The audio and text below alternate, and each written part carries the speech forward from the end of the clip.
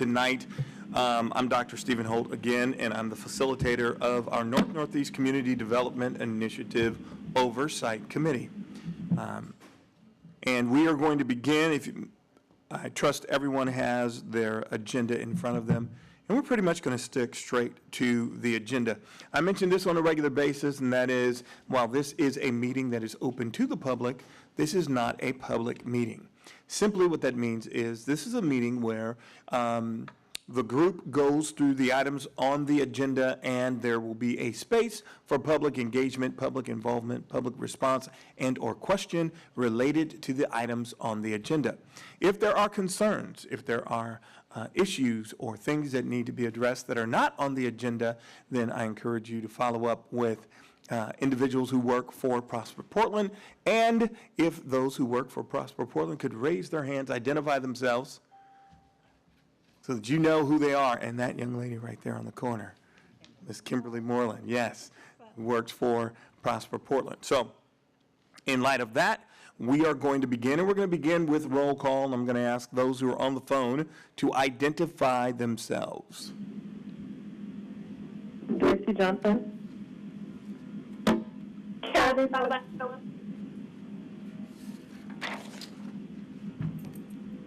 I'm sorry, I did not understand that one. If you could say it again. Haben and Karis. And Karis, thank you. And then if we can have kind of a roll call around the table. Hi, I'm Oscar Arana. Leisha Posey. Karen Ward. All and right. Kimberly Moreland. Wonderful. Thank you very much. Kimberly. Thank you. Good evening, everyone. I just want to take this opportunity to introduce MJ Minifa. I hope I pronounced your name correctly. And he will be our project manager for the Hill Block project. He works for Prosper Portland, and he will be managing the Hill Block project, among other things, for Prosper Portland. And he is a member of the development and investment section of Prosper Portland. Thank you. Wonderful. Thank you. Let's talk about our item 3, which is minutes. Sure. Chair. So we can take a couple of minutes to read over last meeting's minutes, but right now we do not have enough in attendance to vote those or approve those in. So if any members that were not at the last meeting, if you would especially like to read over those minutes and ask questions now, you can, but we will wait until either someone else shows up or the next meeting to vote those minutes as approved.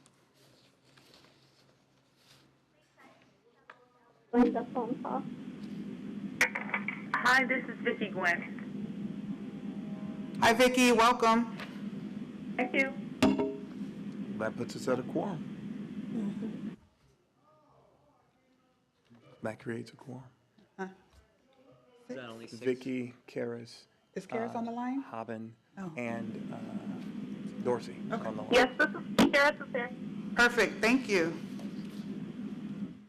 All right, so we can vote these minutes in.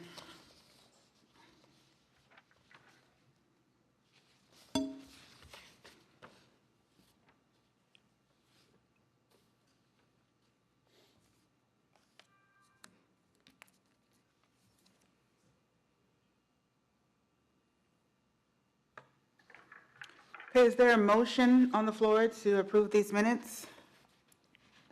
So moved. Any I questions? second Karis. Any questions? Got a second? All in favor? Aye. Aye. Aye. Great, thank you.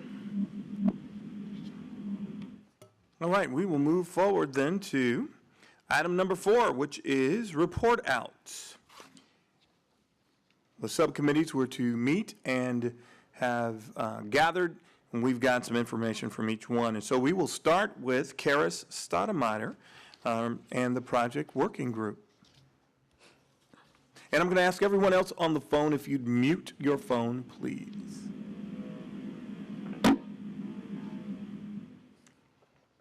Karis, it's on you. Okay. Thank you. Okay, so Hill Block Project Working Group Orientation was held on Wednesday, January 31st. It was a little over a 2-hour meeting for our orientation. It was at the GMC Shelter House. And I don't know if Kim, did you all share the list of the members of that work group? Kimberly Moreland, was the list of everyone who's The on proper- the, I don't think we have distributed that information yet. Okay. If that would be possible in the meeting notes that go out after this meeting, if we could just share the list of all, I would rather not read through all the names, but just know that everyone will receive a list of all the members of that working group. Yeah, we'll make sure we have that list available next time. And Okay. it is on our website. So. Perfect. Okay, thank you. So there were representatives from the mayor's office, Stephen Alexander, who's also comes to our meetings as well, Dr. Alicia Moreland-Capuya, who is on the Pasta Portland board. And then the orientation was conducted by Antoinette Edwards of the City of Portland Mayor's Office. And we went over introductions, talked about why we were there, and talked about our top goals for this process. And then we just had an opportunity to dialogue between both of us at the table about why we were there in our introductions. Next, Kimberly Branham from Prosper Portland gave the project background, which we're all familiar with, how that the coming together of the City of Portland, Legacy, and Prosper Portland. So she gave that background and talked about how it is a collaborative project and partnership, and the fact that they do recognize Prosper, Legacy, and the city do recognize their mistakes of not being as inclusive in the process of getting to the point that we are, and making it be known that moving forward they do not plan to do that, and that's why the group was brought together. Then Antoinette took the stage again and talked about, we talked about as a group how we are going to move forward. No decisions were made as far as like the charter has not been established as we have with our group. So things are still in the preliminary stages. This was just orientation. So we did talk about what the roles and responsibilities of this particular group will be. The surface level, we really did not get deep that day about what our roles and responsibilities will be. We did talk about, there was the legal person from Prosper Portland was there and talked about public meetings and record requirements, conflicts of interest, the same information that was shared with us as our group when we first were established, just so that people understand not meeting outside of the larger group, and the transmission of emails, text messages, and all of those type of things that are associated with what we're discussing, and the ramifications of that.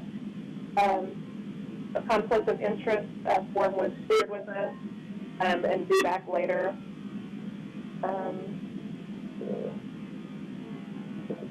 Okay, and then the next and final thing that we talked about is that there's going to be a community listening session, and it's next Tuesday, February 20th, and I believe that it was sent out to our group already, and it's going to be over at New Song Church. And at that session, we just really outlined what the session is going to be. Initially, we had talked about what was proposed, that we would have a introduction of the project. First we would have representatives from Dr. Portland, the City of Portland, and Legacy, including Dr. Brown from Legacy, the mayor from the city, and then Kimberly representing Prosper Portland, and that we wanted all three of them present to share how they came to this decision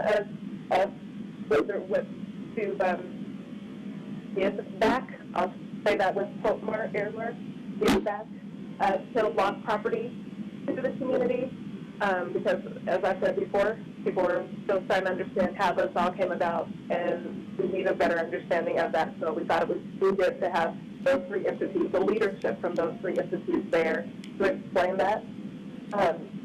And then really just open the floor. First we talked about maybe we would have small groups. And then we talked about small groups would take away from the opportunity for everyone to hear what everyone is saying. So we took that back, and now it's just going to be a Q&A session with representatives from each of those three entities, and then also people from our committee to help answer those questions and let people know that this is just step one. This is just the first meeting. It will be very transparent. Future meetings, many future meetings, seeking input from the community throughout the entire process. I think that sums it up. So Vicki Gwen is on the phone as well. She was at that meeting. Leisha, you were there at that meeting, and Shonisha was there as well. So if any of you want to jump in, Leslie was also there. So if any of you want to jump in and share anything that I may have missed, please feel free to do so. This is Vicki, and you did a good recap. What I heard is a bad echo on this call. I think you did fine. I hear that echo too. Sorry. Yeah, thank you for sharing. So we're hoping everyone can make it to that meeting next Tuesday. It'd be great to have representation from our committee at that meeting. Thank you, Karis, and we appreciate that. Again, everyone online, if you aren't talking, if you could mute your phone, that would help some. I appreciate that. Any questions from the committee that are sitting here for Karis?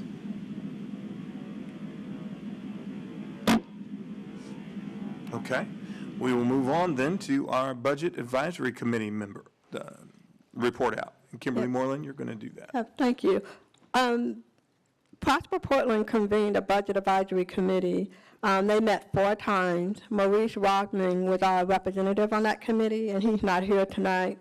Tori also sat on that committee as well, and he's not here tonight. So I'm going to just give you a brief overview of the intent of the Budget Advisory Committee.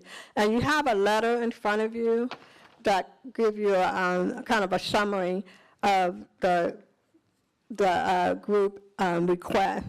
The Budget Advisory Committee, they meet in order to review Prosper Portland's work plan and draft budget for the City of Portland General Fund and Urban Renewal Area. And after they meet and come up with their recommendations, they submit a letter to Mayor Taylor providing them with their request for fiscal year 2018-2019. And so it's really for our entire Prosper Portland budget. But if you turn to page 3, you'll be able to see specifically what their request was for the Interstate Corridor Urban Renewal Area. And they recommend and support the initiative. And so in 2018-2019, the key investment that they support are the North-Northeast Community Development Initiative, the Alberta Common Commercial Affordability, the Small Business Assistance Program, the Long-Time Property Owner Assistance, the Community Livability Grants, and the Cultural Business Hub. And so each of the committee members review all of the work plans for each of our urban renewal areas, and as well as our program and initiative that rely on general revenue. And the focus of this budget request is how to reduce our budget by 5%, and it's specifically the general fund. The mayor had requested all city bureaus reduce their general fund budget by 5%. So this budget advisory committee was charged with looking at all of our work plans and seeing how they can reduce the general fund by 5%. So this letter represents their summary of their proposal. So, All right, questions from any of the Oversight Committee members that are present? Any questions? Give you a moment to look it over.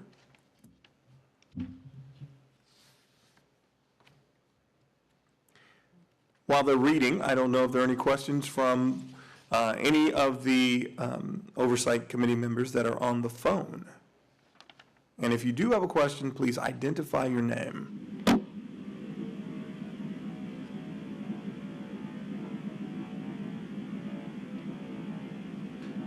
And for those of you who are online, I will send you this letter. I'm not sure if you guys have that attachment. You don't, so I'll make sure you get a copy of that letter. Very much. I have a question for you, Kim, and I don't know if you are prepared to answer it, but number 4 in the cuts to the general budget, or to the 5% cut. Can you tell me what that looks like in real time or real reality? You know, I didn't sit on that advisory committee, so I'm not the right one. But the letter summarized, the 5% cut is represented in these budget requests. So all of these packages, well, that's what the 5%, this is their suggestions on how you cut the budget by 5%. Right, but you don't have any insight into why they chose to reduce the Inclusive Business Resource Network? No, I did not. Okay. But I can get back to you with that.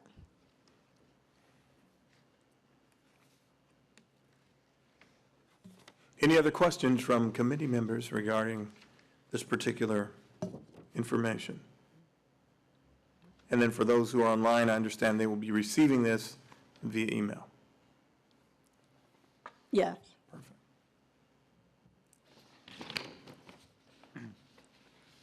I mean, another general question that, If you would announce your name so everybody knows. this is Oscar, and my other question would be that it does have, it looks like there's the general 5% reduction cut packages, and it lists them out, and then there's right below it, it has the ad packages, and within that, number 1 is small business growth. So I'm wondering if that's basically the same as the Inclusive Business Resource Network. So a little bit more clarity around what the proposed budget cuts and then the add back packages are, and if that's basically like what they're asking to add back. I will get that information for you.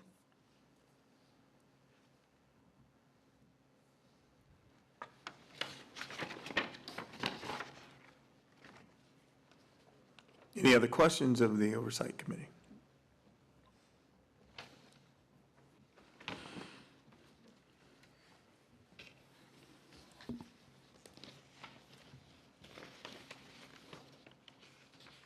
Are we ready to move to the next item? Yes, okay. Item A3 would be new member selection committee, Dorsey Johnson. Everybody. So we met, last Thursday. Oh, that echo is going to drive me crazy. Sorry. So we met last Thursday, February 8th, 2018. There were 5 members present, myself, Alicia, Shonisha, Kimberly, and Yvonne. And so we reviewed we had 11 applications to review, and the areas that we have 3 different areas that we were rating them on, which each area has a possible of 10 points, of 10 being the highest and 1 being the lowest. One area was expertise and knowledge of the priority areas. The second section was qualifications. The last section was personal connections to the local community. So basically what we did is we each read each application to ourselves, and we gave them scores, 1 through 10 of each section. And then after each application, we gave the score, each of our total score, and then we added all of our scores up together. To come up with the highest numbers amongst the selection.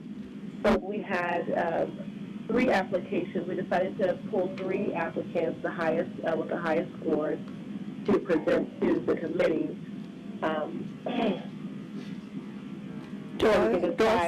Which 2 applicants?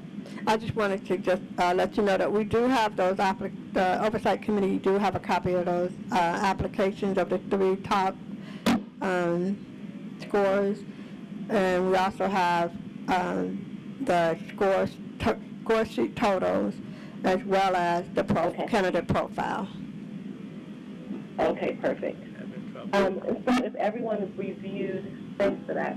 If everyone reviewed, we have Samuel Riggins, we also have Karanji Cruz, and then Gwen Thompson. Those are the three top candidates that we selected for the committee.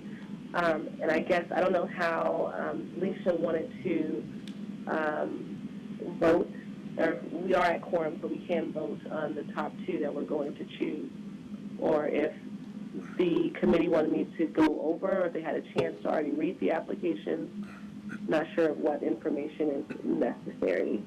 What else I should report? So I think what we wanted to do was allow for members to read over the applications, look at the scoring sheets, look at how we got to these top three as being the top three applicants.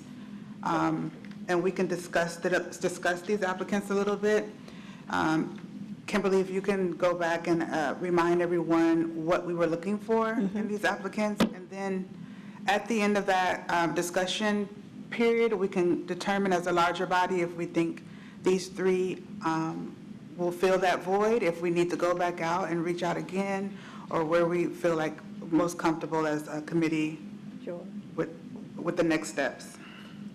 The two members that have left the committee, one was a commercial lender, and the other was a small business owner. And one of the things that we felt we was missing was that business ownership, a candidate with a strong business ownership, and also real estate development experience. And so when we were looking at the applicants, we was mindful that those three characteristics are something that we felt that the Oversight Committee could benefit from. Sam Riggins had the top score because he is a long-term property owner and also developer, and he had business ownership skills as well. And the same thing for Karanje Cruz. He's an entrepreneur, also has, he has more of a nonprofit, well, it's a for-profit company, but he's a long-term property owner as well as native to Portland and have lived in Northeast Portland for a while. Gwen Thompson, the other candidate, has business ownership experience, and she's lived in the area as well, and she's a consultant, a business consultant.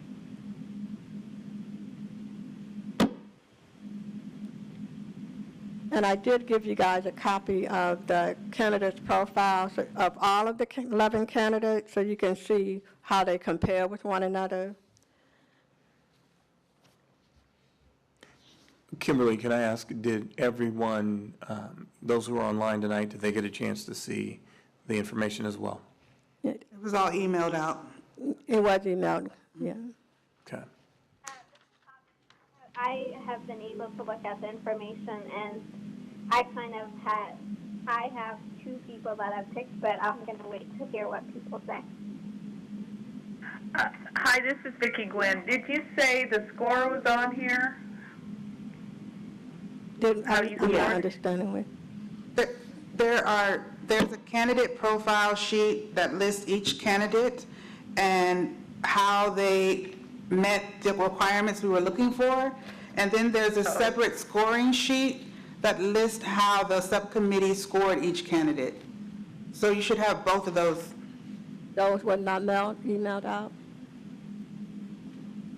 And with the agenda? I do see the three that you named. You see the three applications? And Karanja and Samuel Riggins. I didn't know if you had a overall score sheet for all of them. We do. that you sent? We do. Can we send it now? Yeah, we have it, but I'm not sure if it was emailed out to everyone. So, I see the profile here, the Oversight Committee candidates profile, but I don't see any scoring on this one. it's a separate sheet, and if you have access to your emails, I think Yvonne is going to try to email that out to you all right now. So we'll give that a minute, and then we can continue this conversation. Is the idea that we're going to be voting on these tonight? I mean, I don't see on the agenda like an action item around a vote today, Right. but is that the idea?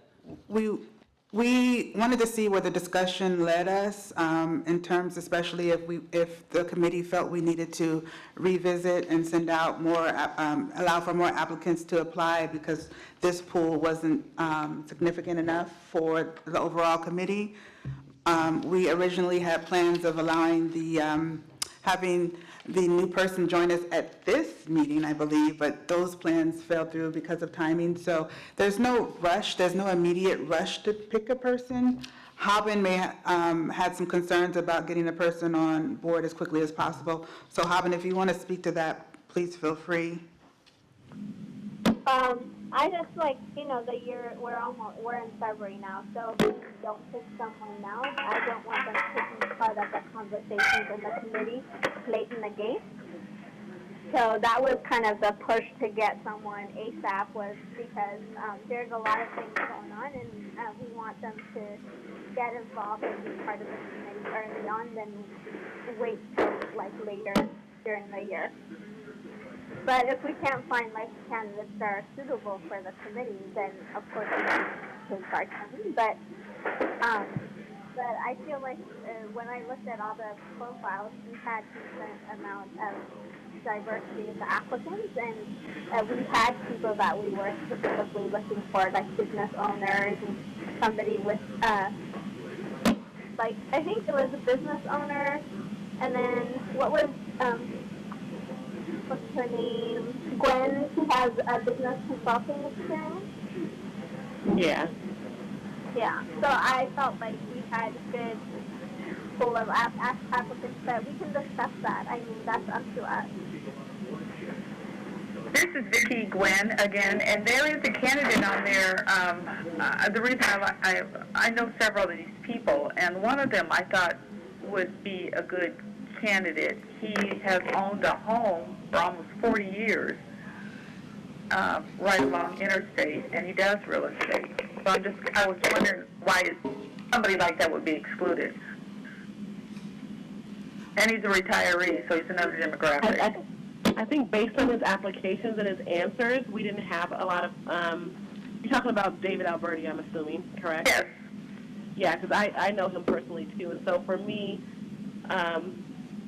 his application, I think some of the information wasn't as detailed as others, and so that's why the score wasn't as high as others. Okay. And also, Mr. Alberti didn't have the business ownership or real estate development experience that we were prioritizing.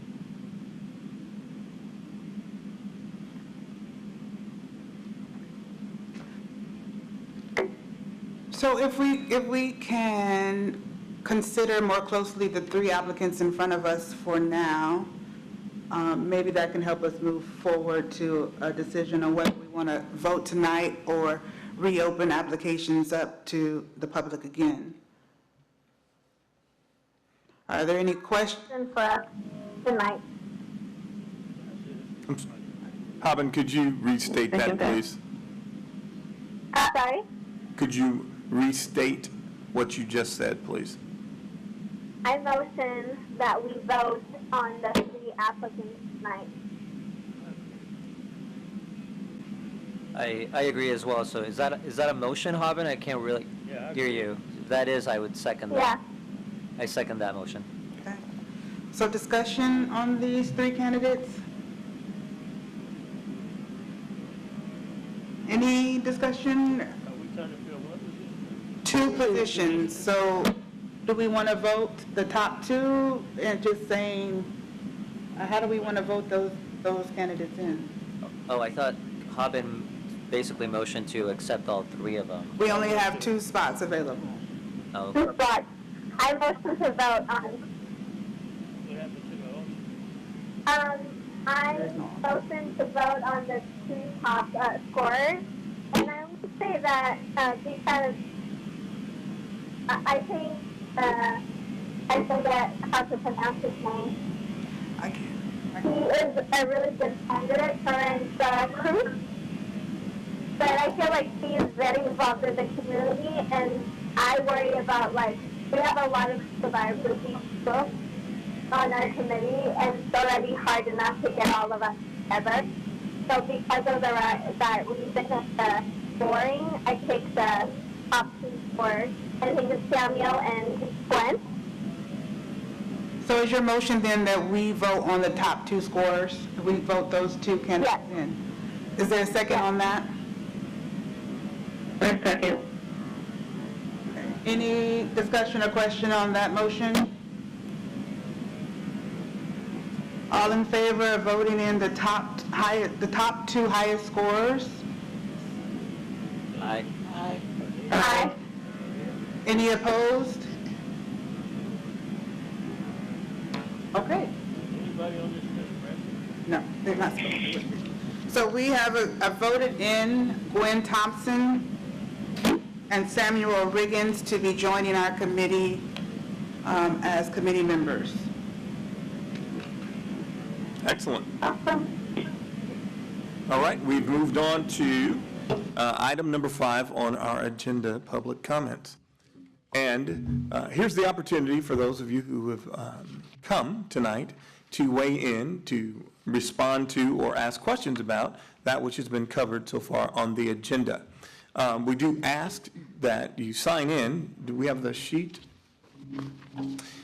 So we can capture your information, and then you'll be given a few minutes to do so. So if there are any persons, and also you would come to the table right here where the microphone is so we can capture. This is a recorded meeting, and so we would capture your comments tonight. So do we have any? Okay, wonderful.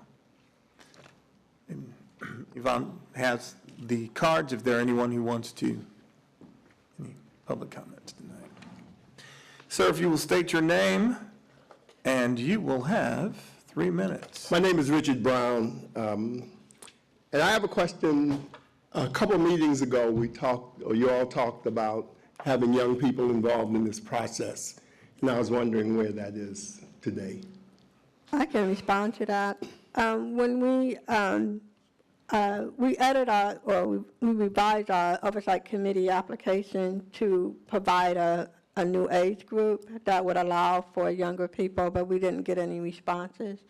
So it is something that we want to continue to work at and maybe provide some opportunity, if not them being on an official member of the Oversight Committee, but maybe working with a group to have them to be present in create some type of involvement. So we did include, what age was that? I think it was 13 to 18 but we didn't receive any responses. What did the outreach look like? We reached out to our email list, but we probably should have did a better job of trying to reach out to the schools. Lisa did talk to one of the members of our community to have a youth group, but we didn't receive any responses from that as well. So. As a suggestion, I would go to the high schools and talk to young people. That's the one place where you're going to find people in that category, and there are not that many schools, so it's not going to take a lot of time. And I know at Jefferson, I think they have a leadership group. So it seems to me that young folks are trying to figure out how to do this stuff, and I think this is an excellent opportunity for them to be involved. Thank you, sir. Thank you. Thank you. Appreciate it. Do we already have your contact information? Okay, thank you. Welcome, you can come right on up and state your name, and you will have 3 minutes starting now. Yes, hello, committee. My name is Jeff Strang, and I'm the chair of the Portland Branch NAACP Economic Development and Housing Committee. And I try to be a go-between between some of these committees like the Interstate CDI Oversight Committee and the City of Portland Housing Bureau North-Northeast Neighborhood Oversight Committee. And one thing that I would really appreciate is getting notice as soon as possible. So I do put my name and contact information down when I attend these meetings, but I don't seem to be getting any email notices. And something as important as the Hill Block Project Community Awareness Gathering, which is on Tuesday. I'm just finding out about that tonight. And so in order to inform the folks, for example, at the NAACP, I'd really appreciate getting these announcements as soon as possible. Often I just, every couple of weeks, I go to the website to find out when the meetings are, but I'm never informed by email about the meetings, and so it's just very difficult to inform the folks that I'm connected with. Thank you.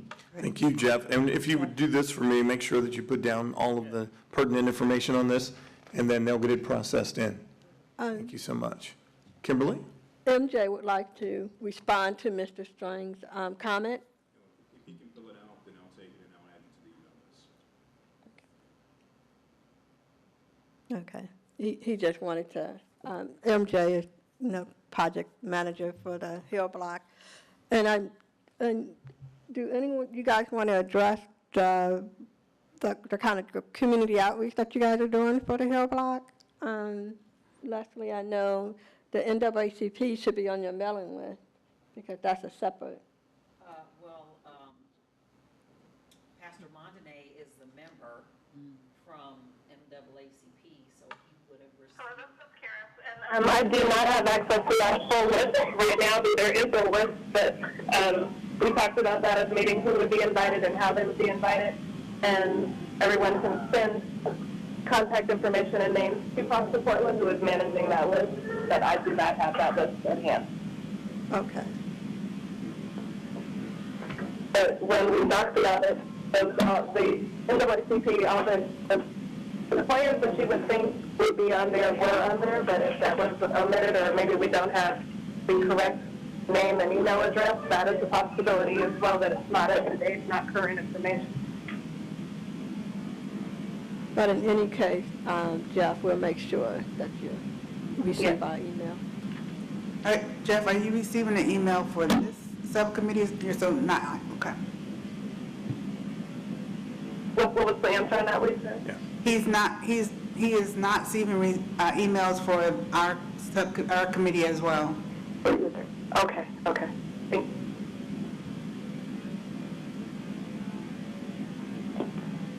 All right. Any other public comment?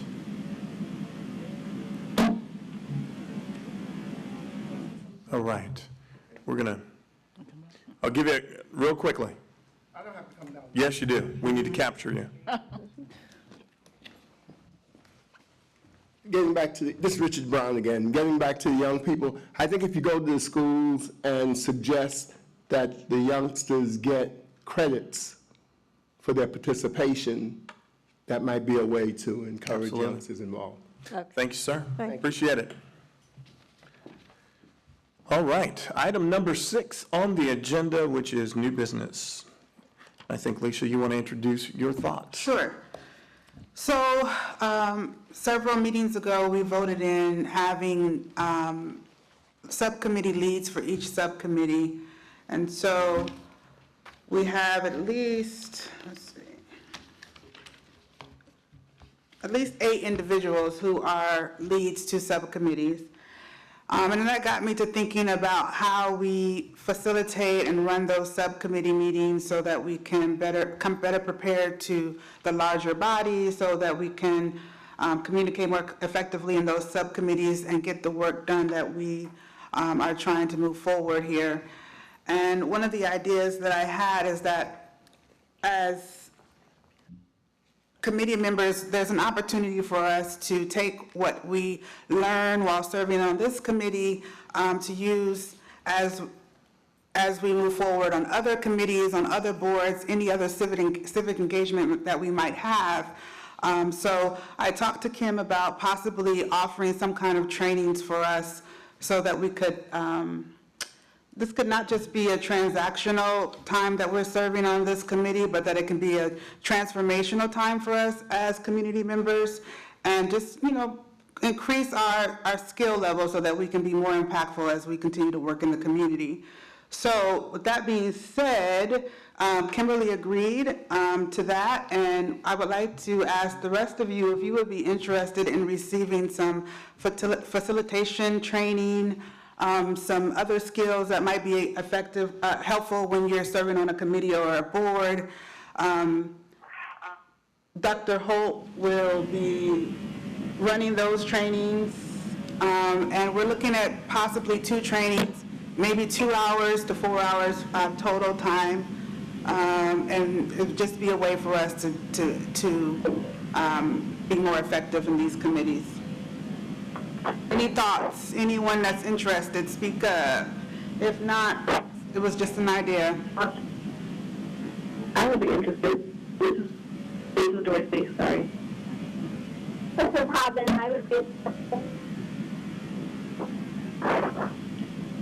The training will also be open to everyone, not just the leads. Right, I'm sorry. It would be open to the whole committee. Okay. For whatever reason, Michael's mic is muted. Can you move your mic up for speaking? So a time has not been set yet. So we would do it when most people could show up and it's convenient for us. We're looking at Saturdays, but a weekday could also work. A weekday after work in the evenings would also work. So if we have at least 4 or 5 people that are interested, I think we can move forward. And it sounds like we have at least 5. And again, you don't have to make a decision tonight, but it's open to everyone, and we will let you know what that date is and what the agenda for those meetings, those trainings would look like. This is Robin. And also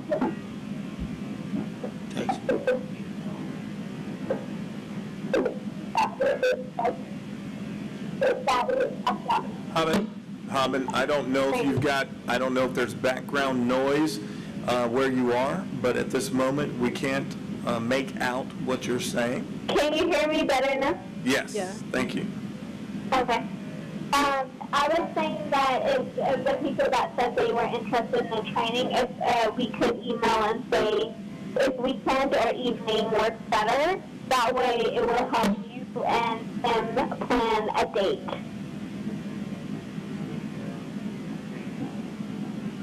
A weekend. She said if we could email and identify if an evening or a weekend would work better. Sure, okay. We can make a doodle. We could do that. Yes. Alicia, I wonder if, in addition to sort of facilitation, trainings, if perhaps there might be some much more, there'd be trainings around like what TIF is, or some of the, maybe affordable housing law, or some other facts that are going to be much more concrete and connected to the economic development goals of the plan, that So beneficial? one of the things that we're going to try to incorporate on each agenda for each meeting is an opportunity for someone to come to present to us and give us a little bit more in-depth information about what we're working on. So, for instance, this evening, Dr. Holt was going to give us an overview of the Northeast housing strategy and how that might impact our work and vice versa. And so as we move forward each meeting, we want to have someone come in and give us a little bit more of that type of information so that we have a better foundation to work on. But that's not to say we could not possibly have some specialized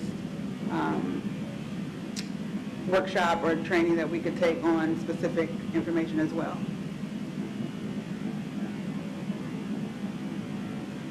Excellent. Any other comment from those who are on the phone tonight?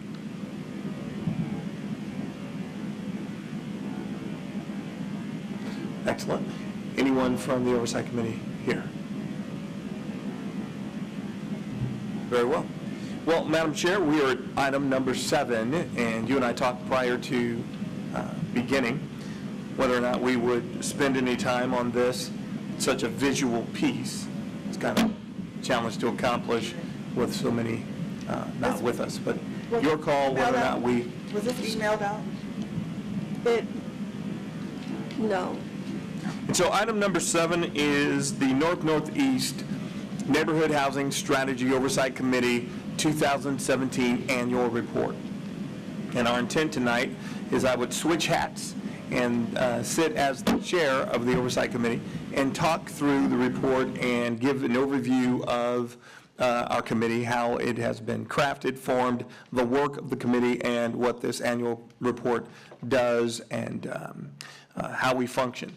And I think that it would be more beneficial to do at a time where where this particular Oversight Committee is present so that we can engage more, I think, appropriately in that manner. So I'm suggesting, and had talked with you about this prior to meeting, suggesting that we postpone this particular item and we revisit it at another time. Considering that the microphones aren't that great for the folks on the phone and vice versa, and that there is another event that's looking to get in here, I think we can postpone this until the next month's meeting. Okay. So postpone it until March. Yeah. Can I get that information? I don't think I have that. I've been asked, do we need to do a motion for that? I don't think so. To move it to the next. No, Ivan, we won't do a motion for that. We'll just move it to old business. Okay. And I would also add to all of the committee members that now that you are operating under your new charter, you actually are making decisions by majority vote. So there was nothing in your charter that articulates the use of Robert's Rules of Orders. So you do not have to function with that approach. That's entirely up to you, but it is not in your charter. All right. So are there any other questions or concerns before we open it up to public comment for one last time before we end this evening? Looks like we lost someone. All right. I see no one jumping to come sit at the microphone, so we will conclude that we've covered the items we need to cover. Thanks, everyone, for being here tonight. We appreciate your presence and would encourage you to do 3 things. If you are not on the email list, if you've not been getting emails, please make sure you get signed up tonight. Looks like MJ is ready to make sure he signs people up tonight. So he won't accost you, but he will certainly capture your information tonight. Secondly, in terms of how these meetings run, we're running every third Thursday night for, I think it's up till June, or is it beyond that? Till June. Okay. That's the end of our. So we're meeting every month, so every third Thursday right here, 6 to 8, and it is open to everyone in their attendance. And then the last thing I would say is I think that if you have questions or concerns, please make sure to interact with any of the Prosper Portland staff, and they will get you as much as they can the accurate information you need. So thank you very much for being here tonight. Madam Chair, is there any closing word? Thank you for everyone for coming out and for those folks that called in on the phone as well.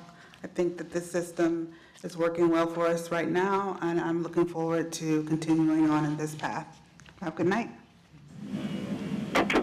Thank you, Lisa. Thank you, Dr. Holt. Absolutely. Thank you, everyone. Great. Good night. Good night.